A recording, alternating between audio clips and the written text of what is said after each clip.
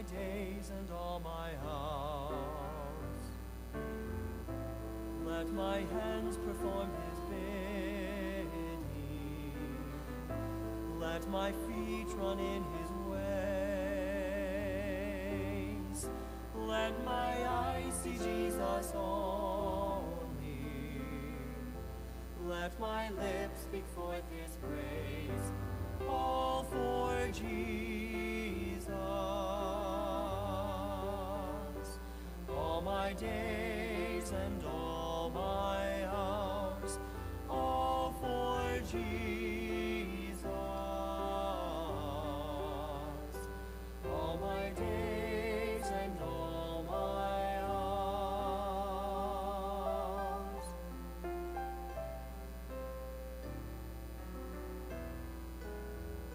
Since my eyes were fixed on Jesus, I've lost sight of all beside. So enchained my spirit's vision, looking at the crucified, all for Jesus. All my days and all my hours, all for Jesus. All my days and all my hours. Oh, what wonder, how amazing, Jesus glorious, King of kings. He has called me his beloved, lets me rest beneath his wings. All for Jesus. All my days and all my hours, all for Jesus. All my days and all my hours, all my days and all my hours, all for Jesus.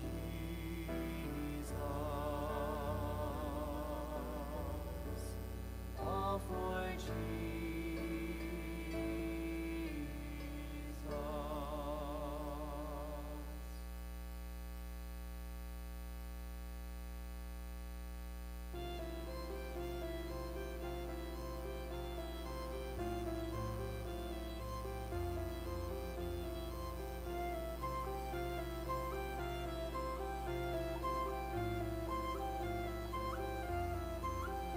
Facing a task unfinished that drives us to our knees. I need that undiminished rebukes our slothful ease. We who rejoice to know thee, renew before thy throne the solemn pledge we owe thee, to go and make thee known.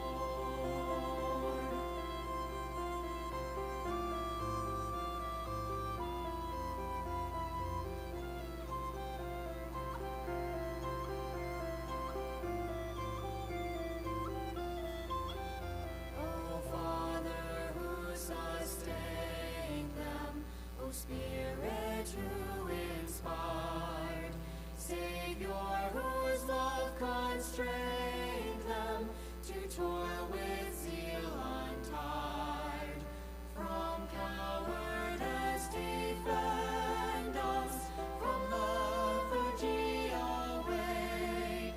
Forth on thine errand send us to labor for thy sake. We go to all the world with kingdom hope unfurled.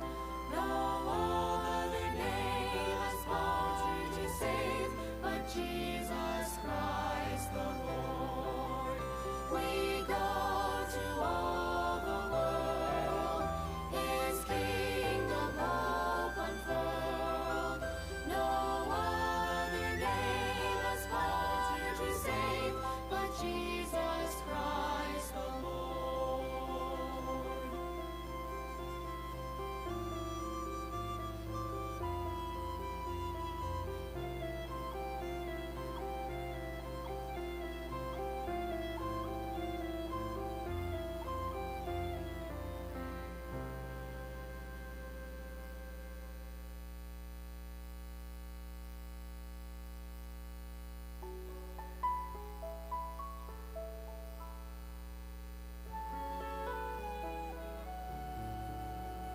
As I contemplate your suffering on the cross in my stead, the fury of the Father's wrath poured upon your head, my mind cries out in unbelief that you endured so much for me.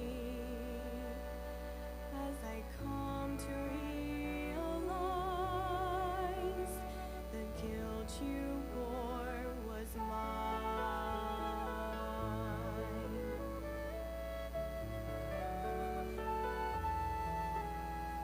You set aside the glory on heaven's throne willingly. You took on flesh of humble birth to serve humanity. The ones you came to justify chose to mock and scorn, reject, deny. And I come to realize the shame you bore was mine. You are the sinless Lamb of God, His perfect holy Son, the sacrifice sent to complete the Father's work of love.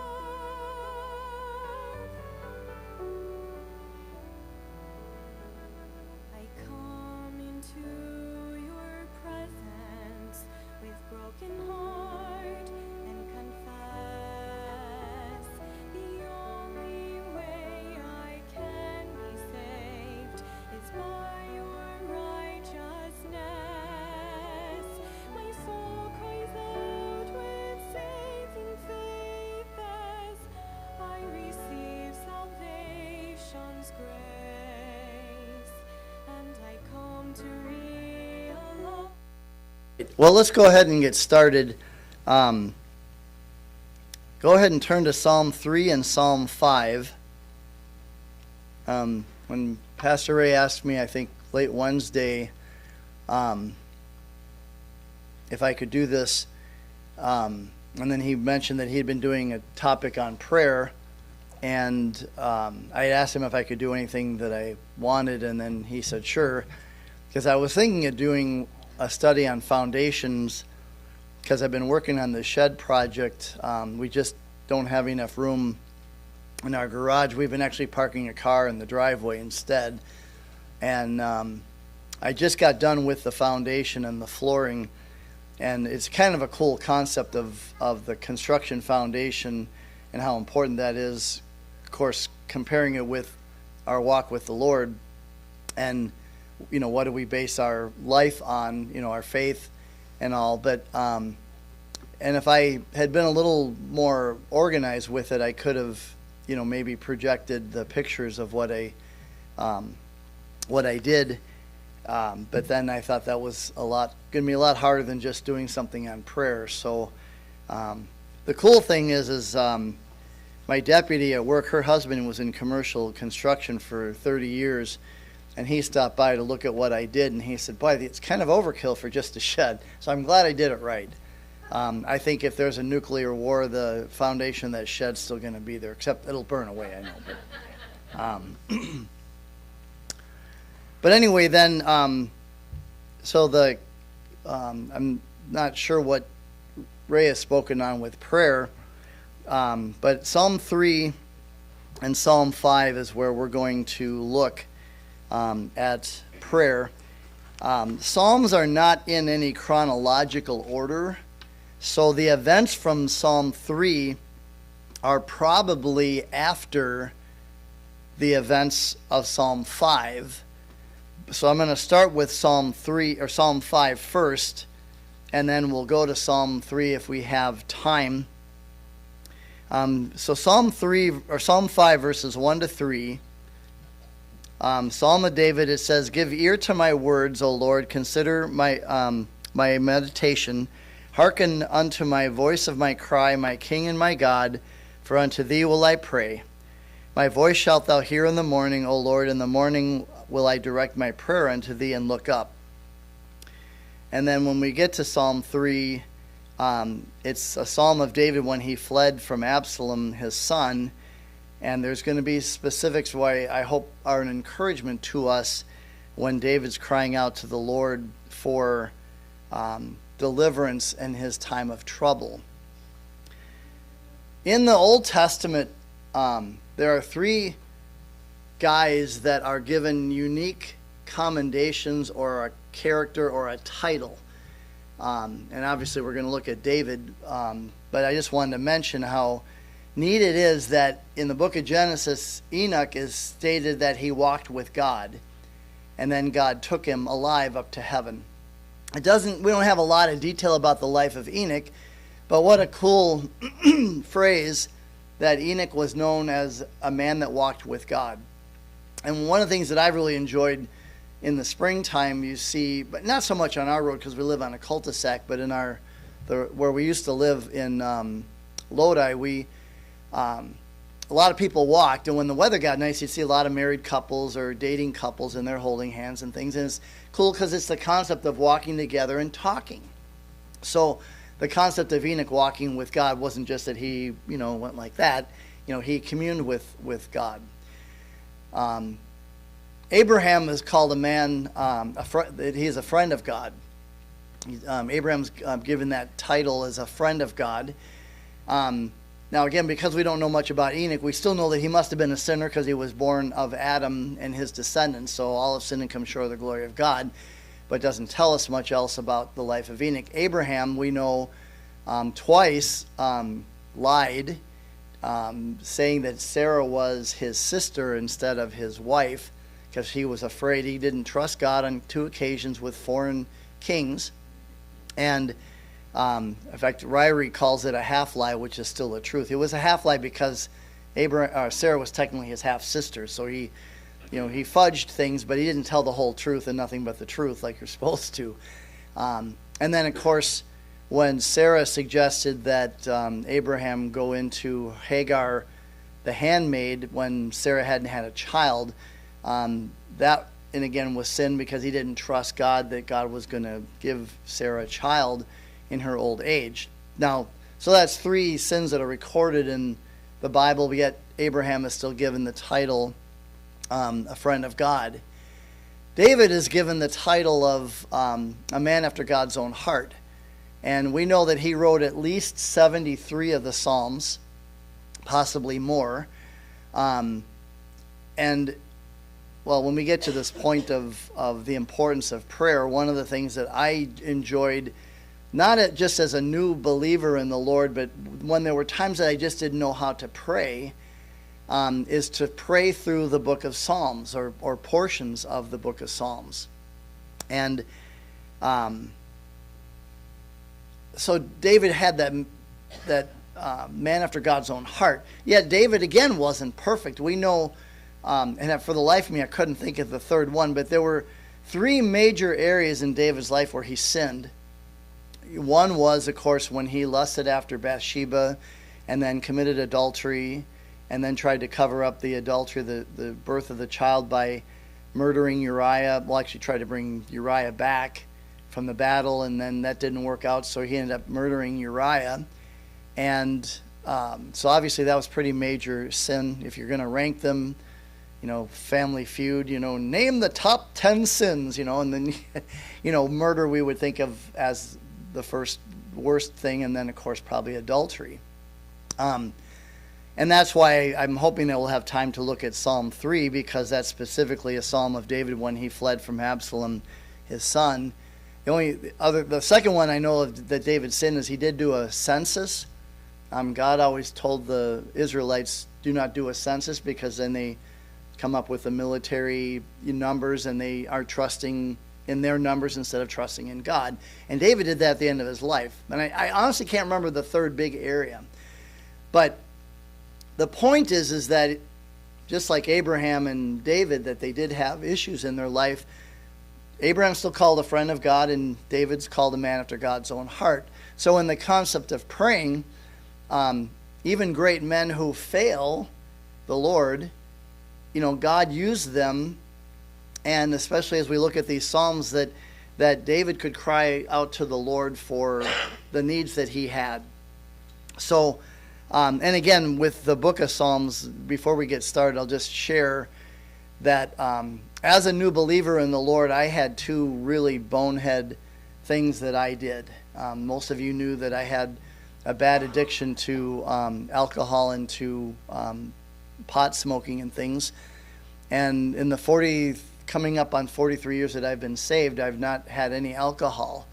Not saying I've not had temptations, but because of the family history and things, I really have to stay away. But I did, just 2 months after being saved, I did have a fallback into smoking pot once. And believe me, as a new believer, and you fail in that way, the devil comes across and just says, boy, how can you call yourself a believer? God can never use you and all this. And, I spent a lot of time praying for forgiveness, meeting with the youth pastor to, reassured me with 1 John 1:9, if we confess our sins, he's faithful and just to forgive us of our sins and to cleanse us from all unrighteousness.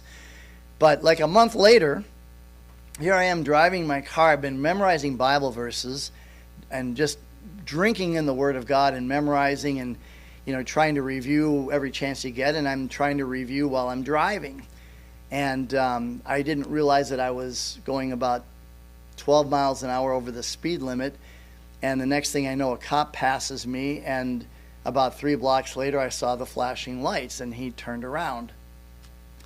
And again, I'm a stupid 17-year-old. Thankfully, I was 17 instead of 18, but I decided, maybe I can elude the police officer. And so I tried. Thankfully, it wasn't a 90-mile-an-hour eluding, but I still did, turn left and right and zigzagged and things, and then hid in a church parking lot because that was really hypocritical. But in my heart, I was hoping he wasn't after me, but in my heart, I knew he was. But anyway, he calls in reinforcements, and they wedge the car in, and my dad says I was lucky that they didn't shoot at me, or it's a suburb of Chicago. But that was back when speeding tickets were $35. Anybody, some of you are old, if you ever get a ticket for $35 for speeding, because they're like $200 now. I got a misdemeanor charge and a $1,000 ticket for eluding a police officer. And, it's just like, and thankfully, again, 17, a misdemeanor would disappear, except you're close enough to 18, you don't know for sure. But the night before I had to go before the judge, I could not sleep. And so on my own, no one had suggested this, but I just decided I was going to read the Bible until I felt at peace. And so I read Psalms, and I literally read Psalms from 9 p.m. until 4 in the morning, and all of a sudden I finally felt peace that everything was going to be okay. Not that it was going to be forgiven necessarily, or that I'd still have to pay a fine, but it was that God was in control and it was all going to work out. So just to finish the story, the judge did fine me about $100, but he didn't charge me for against my record. In fact, it was funny because I didn't know you could plead no contest. I always thought it was guilty or not guilty. So he goes before the judge and he says, you really should get yourself an attorney. And I said, sir, I've been suffering for 2 months, dreading this court date. I want to get it over with. And he said, how do you plead? And I said, guilty. And he says, I didn't hear you. And I said, guilty. And he says, I didn't hear you. And so he said, why don't you just tell me what you did? So I told him. And then, he said, boy, that doesn't really sound like eluding a police officer and all that. And so when he thought, he says, I'm going to fine you $100, but plus the speeding ticket, but I'm not going to have that go against your charge. The reason why he says I didn't hear you say guilty is because if you plead guilty, you get the full, you're supposed to plead no contest. But I'm a dumb 17-year-old. Now I'm a dumb 60-year-old. So anyway, the point is, if you get to the part in your life where you're really struggling with sleep or you have a real burden, read through the Psalms and pray. Pray through the Psalms. So that's my lesson today on prayer. So Psalm 5 says, Psalm of David, give ear to my words, O Lord, consider my meditation. Hearken unto the voice of my cry, my King and my God, for unto thee will I pray.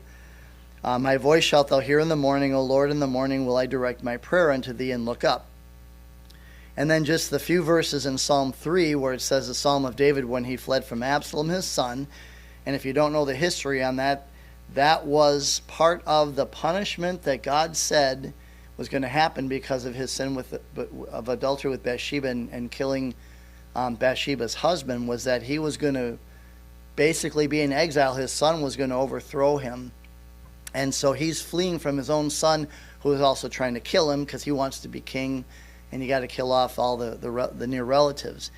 And he says, Lord, how are they increased that trouble me? Many are they that rise up against me. Many there be which say of my soul, there is no help for God in him. But thou, O Lord, art a shield for me, my glory and the lifter up of mine head. I cried unto the Lord with my voice, and he heard me out of his holy hill. I laid me down and slept. I awaked, for the Lord sustained me. I will not be afraid of 10,000s of people that have set themselves against me round about. Arise, O Lord, save me, O my God, for thou hast smitten all mine enemies upon the cheekbone. Thou hast broken the teeth of the ungodly. Salvation belongeth unto the Lord. Thy blessing is upon thy people. So, really heartfelt, deep prayers of David that through inspiration that God had as part of our Old Testament. And you can see David being a man after God's own heart.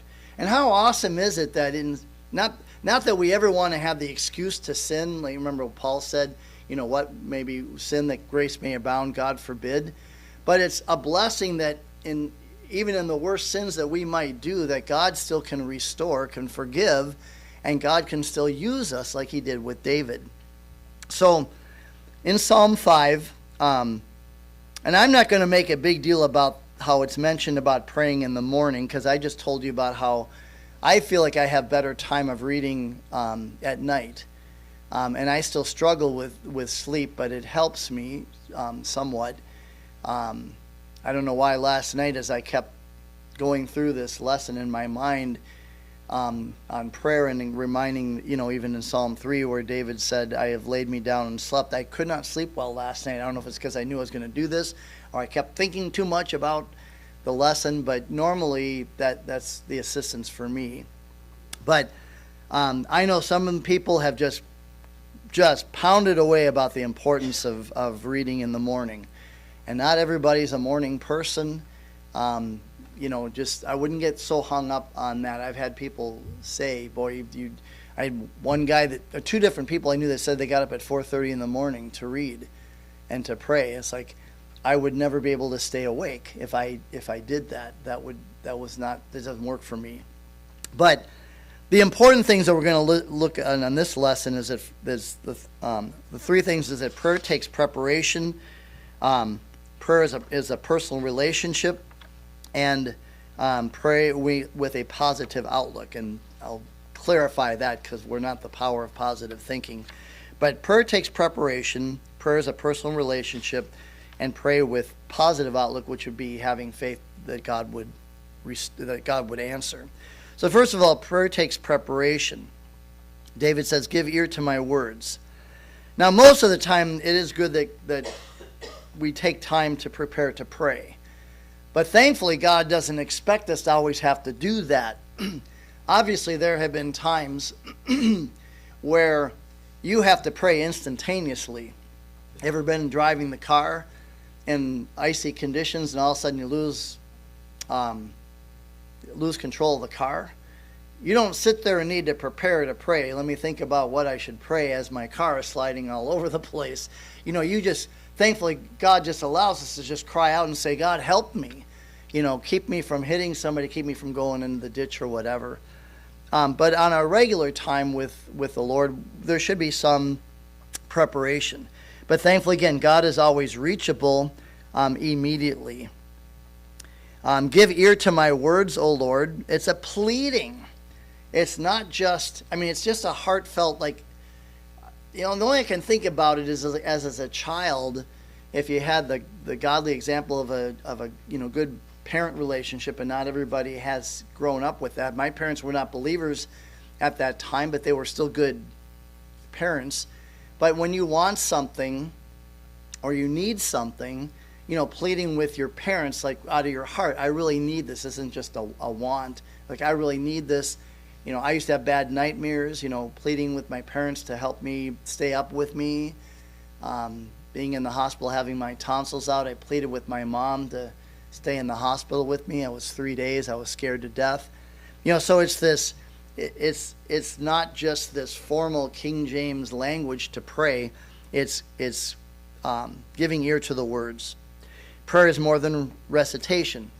Again, I've been here in a while, and I know I tell a lot of stories, and I don't remember what church I've told stories at. By the way, since from the end of May, from December to the end of May, I preached.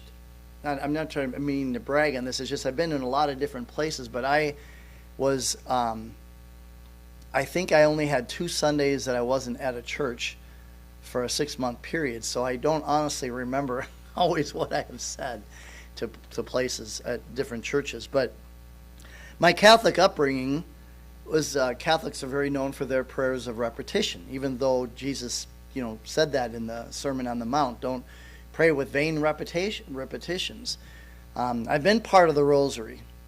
I don't mean to offend anybody that was raised Catholic, but I knew it. It's what I grew up with, and some of the things are just absolutely ridiculous. The church in Lodi is when we would come up on vacations because of our cottage that my grandfather owned. We got to church one Saturday. No, we were always 10 minutes late, so this was really rare that we were 10 minutes early. They were just finishing up the Rosary scene. I am not kidding you. I wish I could have recorded this guy because he sounded like an auctioneer. You got "Our Father, our name, hallowed be thy name." And then when the people then they're supposed to repeat it, before they got to lead us on into temptation, he would start the next one, and he would always do that, "Our Father." It was like being an auctioneer. It was just like, this is so crazy to just do this so fast, to do the 10 Our Fathers or the 10 Hail Marys and then 1 Our Father, whatever. Well, again, I'm a stupid teenager. So I start liking girls, and I'm funny looking. I got bad acne. I'm overweight, probably weighed 220, 225 in junior high and high school, and until I ran cross country. But I'd like a girl, and I would say, "God, please have her like me." And I figured if I could pray the Lord's Prayer so many times a day, that God would certainly honor that. And so I got to the point, 100 would be easy. Well, I get up that to 200.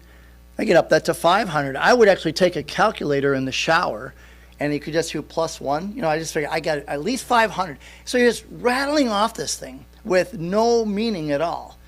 And I will tell you, it never worked. I never had a girl like me because of that. And interesting enough, usually after about 3 weeks, I kind of found out that maybe I didn't really like her as much as I thought I did. And again, God works in mysterious ways. If you had ever met Shelley when we were at college, she was about the shyest person you have ever met, and yet she's the one that asked me out. So I didn't have to pray about someone liking me. she actually was the one that asked me out. But it's more than just vain repetition. Prayer cries to God, expecting him to hear. David's also using the word consider. Consider my meditations. You make a presentation to the judge when you're in front of him for a speeding ticket or whatever it might be. You're kind of asking him, please consider the circumstances. I've only been in one car accident. I totaled a car on icy road conditions when we were doing our newspaper deliveries to try to make ends meet when I was at the Lodi church. And the sheriff actually picked me up because I couldn't drive the car, but he still gave me a ticket, a 4-point ticket for driving too fast for conditions. And I tried to say, it's bad enough I totaled my car. I actually hit a semi. God again intervened. If I had been a half a second later, I would have slid underneath the semi and I would have probably been cut in half. But I hit the post at the trailer part, so I didn't really do a lot of damage to him. I think if I hit the tires, I would have damaged. But God protected. But it's like, you're giving me, I totaled my car. You're going to give me a $260 ticket for driving too fast. And on the way, and he still gave me the ticket. And as he's driving me to my house, he makes the comment. He says, boy, the kids, if they'd had school today, they could have ice skated to school. And I said, yeah, why are you giving me this ticket? So I went to the judge and just explained the whole thing. I said, man, do I really need a $280 ticket? Could you consider my case? Roads were slick as ice. I'm not complaining about as Dane County near Madison. You guys didn't salt the roads, sand the roads and things, but I didn't do any of that just because you just consider that I've already punished enough. And so he did reduce it. So sometimes it's worth pleading your case and considering, asking the judge to consider. True prayer is deeper than our words. It's one of the reasons why I like Romans 8 and that whole area there between 26 and 28. The groanings which cannot be uttered. There are just times you don't even know what to pray or how to pray. And thankfully God doesn't, it's like when you have when Mary Ellen was going through her heart issue with the aneurysm and having to have Evelyn delivered 6 weeks early and all, I didn't need to sit there and say, our gracious Heavenly Father, my daughter, whose name is Mary Ellen Christine, is having this heart issue, and then all of the medical terms, it's a aortic aneurysm. Your dad would have enjoyed that kind of thing probably, and he probably could pray that way, And it's like, no, God is like, God, she's my daughter. She's the most godly of the three, and I don't want to be selfish. I'm just like praying this from my heart. You don't even speak the words. It's just like God knew that, just agonizing over a child that had the potential of dying, plus the baby. So again, it's deeper than our words, so that's why thankfully sometimes it's to the groanings which cannot be uttered. But prayer is thoughtful, flowing from your heart. That's why sometimes I like praying Psalms, because God already inspired these words, so they're really good words to pray, especially if you make them. You can pray the Lord's Prayer and make it, pleading and make it your own heart. Just don't do it in a repetitious way. But prayer is thoughtful, flowing from the heart. Way back in the early days of the Lodi Church, we had probably barely 4 or 5 families. And on Wednesday nights, we split up the men and the women to pray. And I think somebody took the little kids, but there were only like 4 of us that typically came to the Wednesday prayer time. And we had a visitor come. Now, Pastor Leeds, I was still working under Pastor Leeds, so it was within that first year that we had started the church. And he had told me that over the weekend he had led this guy to the Lord, that his wife was leaving him and he was really distraught. And he was just letting me know, because we had been gone, I think, for that weekend. And well, this guy showed up at prayer meeting. And I barely knew him from my town duties and things. He was one of the residents in our town. But the 4 of us sitting around in a circle, we always went through praying everybody felt comfortable enough to pray that we just prayed. I started, then the next guy, the next guy, the next guy. And I said, you certainly don't have to pray if you don't want to. And he didn't say anything, so I just figured that he wouldn't, that we would just skip him. Well, this guy prayed. Now, he was Catholic background, but hardly ever went. But he was so distraught over his wife leaving him, and they had young kids and stuff like that, that he prayed, just talking to God, no theology, just pleading for, most importantly, for his wife to get saved, to become a believer, and wanting God to, if possible, to heal his marriage. His prayer was so sincere and so pleading. We're sniffling as this guy is praying. I mean, we're like trying to keep back from crying ourselves. It was one of the, I have like the top 10 spiritual moments since being saved. That was one of them, is I've never heard anybody pray so sincerely, so pleadingly, so lovingly, so passionately, and he didn't even know a Bible verse. You don't need to know Bible verses to pray. David was determined to have his prayer reach God. And again, here's some verses from other Psalms of David. Psalm 3:4, I cried unto the Lord. He heard me out of his holy hill. Psalm 5:2 we've already read. Psalm 18, verse 6, in my distress I called upon the Lord and cried unto my God, and he heard me out of his temple. My cry came before him, even to his tears. Distress. Go through distress, difficult jobs, uncertainty of jobs, health issues, retirement issues, all those things that can really cause you lots of distress, or a relative like what we went through with Mary Ellen. Psalm 34, verse 6, this poor man cried, and the Lord heard him and saved him out of his trouble. Not always once. If our faith was really, really strong, moving mountain, faith as a mustard seed kind of a thing, recently the lottery went over $1 billion, second time that's ever happened. And I'm sure that there were some believers that, prayed, God, let me win this lottery, And to my knowledge, I don't know of anybody that's actually said, I prayed that I would win the lottery, and I won the lottery. I have yet to buy a lottery ticket. I'm not anti-lottery tickets. I'm anti-addicted, being people addicted to buying lottery tickets. But it was so funny because I was bound and determined the first time the lottery went over $1 billion that I was going to just say, to be a part of this, I'm going to buy a ticket, just so I can say I was part of buying a ticket. And we were doing small groups at Bay City, and I was sitting next to a woman who was gluten intolerant, not my wife because she's also gluten intolerant, but she had a fortune cookie from the Chinese food that she had picked up. He says, you want it? I said, sure. So I opened it, and I always have one of those corny fortunes on the one side. My favorite one said, you are about to be $8.95 poorer, because you usually get those. I thought that was really, really clever. But the back side has lottery numbers or random numbers. And I thought, wouldn't it be weird if God was working that way? So I said, I'm going to buy a lottery ticket, and I'm going to use those numbers. And I think the drawings are on Tuesday night, so we have our utility meeting Monday night and town board Tuesday night. Well, A, I lost a slip of paper, and B, we were so busy getting ready for the meetings that all of a sudden by the time I got home from Tuesday night's meeting, it was already 10 o'clock, and I missed it.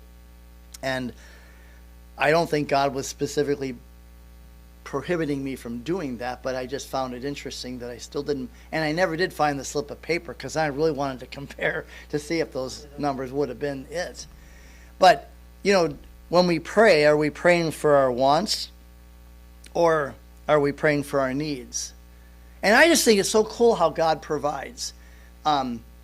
You folks know we do a lot of biking and we do a lot of kayaking. And I know this guy was at Bay City, but he sold me to the biking brethren. We used to call them the Bay City Baptist Biking Brethren of Brown County, just to get all the B's in there. But Eric Johnson had a couple of, when these guys get really good, like Andy and Eric and some of these guys, I'm not going to ride a road bike. I don't get any workout on it. I'm not going to ride a trail bike. So they ride those fat bikes. So Eric had a couple of bikes he wanted to sell. One was completely aluminum and one was completely carbon fiber. sold them to me for $600 each. I mean, I know that may sound like a lot, but these bikes are like $2,800. And God provided used. Looking for a longer kayak, because 3 years ago, Kevin Banky and I from Bay City went to Rock Island, and we were going to kayak around the island and go to Washington Island. Now, don't tell Shelly this because she still doesn't know, but my 9.5-foot kayak, we were in 5-foot waves in a swamp.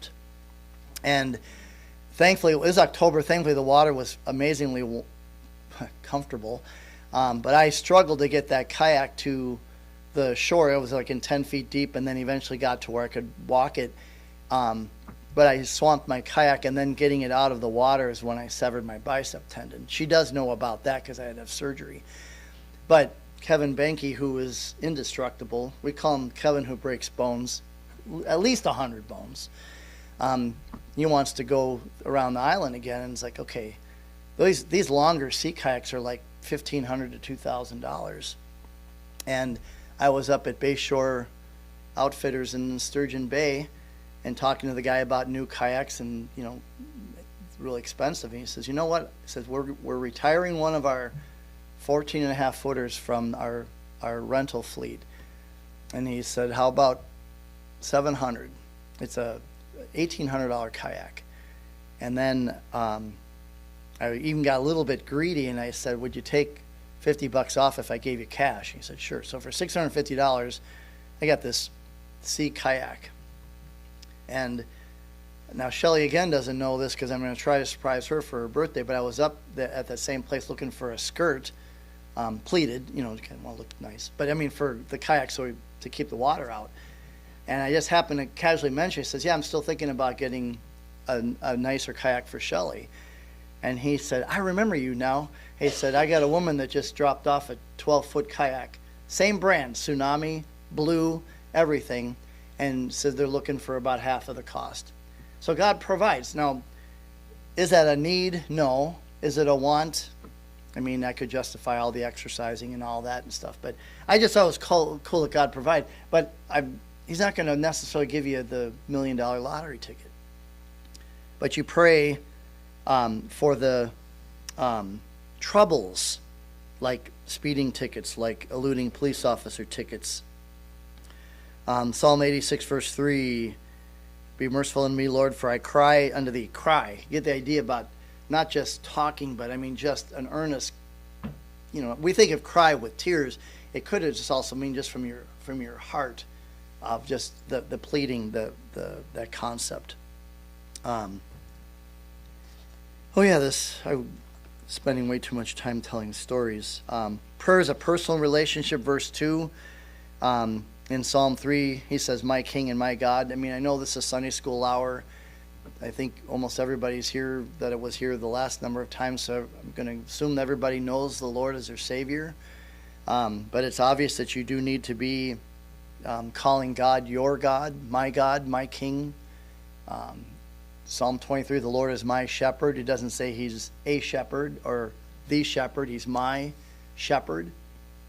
So the importance of the personal. And that's where, again, David was known as a man after God's own heart. Enoch, a man that walked with God. And Abraham, a friend of God. So prayer is not an unheard conversation with an unknown God. Obviously, times growing up when I had a better relationship with my parents, you could ask for stuff because you had that personal relationship with them. They were your parent, that they were typically more apt to give you what you were asking for, but not, again, always like a motorcycle. Mom and Dad, can I get a motorcycle? You can get a motorcycle, son, the day you move out of the house. We'll let you get a motorcycle. So I had to wait till I was 43. So again, the importance of the personal. Prayer is a child talking to his or her father. So again, thinking about this when we become believers, John 1:12, as many as received him, to them gave he the power to become the sons of God, even to them that believe on his name. The adopted children of God. The last part, and then I'm going to just do the 5 minutes on this psalm with about Absalom. But praying with a positive look is it's not power. The power of positive thinking. It's believing by faith and having that confidence, as he says, I will direct my prayer unto thee and will look up.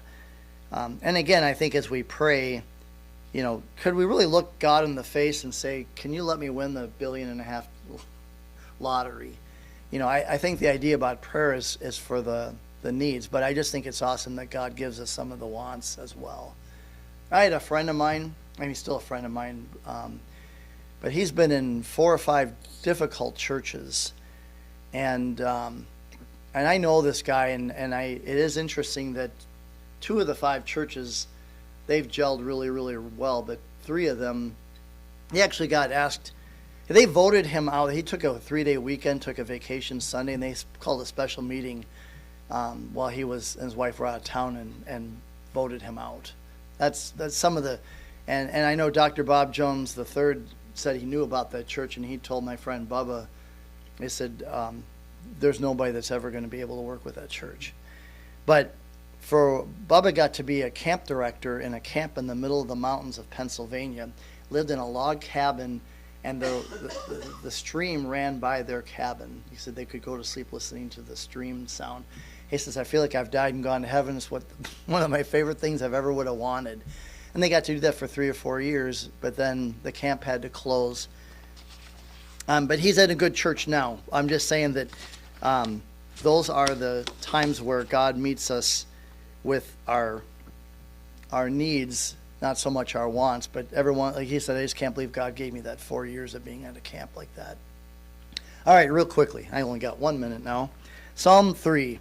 I just want to share the highlights on this because the history here, when David commits sin with Bathsheba, commits adultery, she then gets pregnant.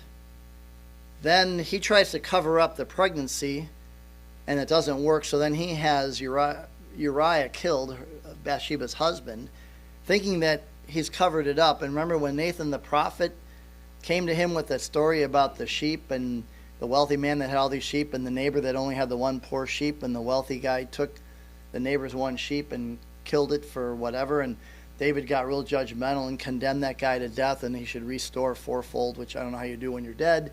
But when Nathan said, thou art the man, it's hard, we can't read conviction so much into the scriptures, but it's obvious that David's heart was broken, and he basically just says, I've sinned against the Lord.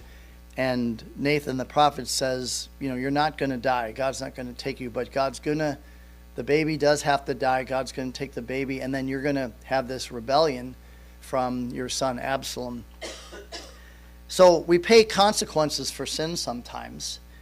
So sometimes we are in a dilemma that is because of our own fault. But the awesome thing is that when God still forgives, like he did with David, who is still considered, most people still remember David as a man after God's own heart, not that he did the adultery and things, is that here he is fleeing from Absalom, his son, so he knows this is part of the punishment, but he's still able to pray that God would take care of the situation. What does he say? Lord, how they are that increase how are they increase that trouble me? Many are they that rise up against me. Many there be which say of my soul, there is no help for him in God. For whatever reason, either doubting the existence of God or because of this is punishment for David's sin. But he says, thou, O Lord, art a shield for me, my glory and the lifter up of mine head. When you're down in the dumps, you're always walking down, and then God takes by his chin, just like lifts him up and just says it's going to be okay. I cried unto the Lord with my voice. He heard me out of his holy hill, to the point where David was able to lay down and sleep. So again, knowing God said you're not going to die, but can you imagine the burden of having your own child so rebellious that he not only overthrows you from the throne but wants you to die? So that whole grieving thing, and then again knowing that this was because of the sin, the punishment, but still able to trust the Lord, that David was able to turn to the Lord in prayer. David found that God answered his prayer. God was with him. It says, cried unto the Lord, and he heard me. When I asked my parents for stuff, they heard me, but they didn't always give us what we want. Like, having sleepovers or camping out in the tent. We usually only got to do that once a year, and that's because usually we stayed up all night and made such a ruckus that no one else slept. So first time they'd always say yeah, and then the second time was usually no. But they still heard me. They just said no. I'm sure that God hears people's praying for the lottery. He says, nope, it destroys almost everybody that ever has that. Plus, you're not trusting in me, so no, I'm not going to give it to you. But he still hears. Again, how many people that are known for praying? Moses prayed. Joshua prayed. Daniel prayed, and the lions couldn't harm him. I've even heard a guy describe like where he felt the lions, he knew the lions weren't going to kill him, so he commanded the lion, one to become a pillow and the others to snuggle up to him so he could stay warm through the night, Daniel prayed, and the lions couldn't harm him.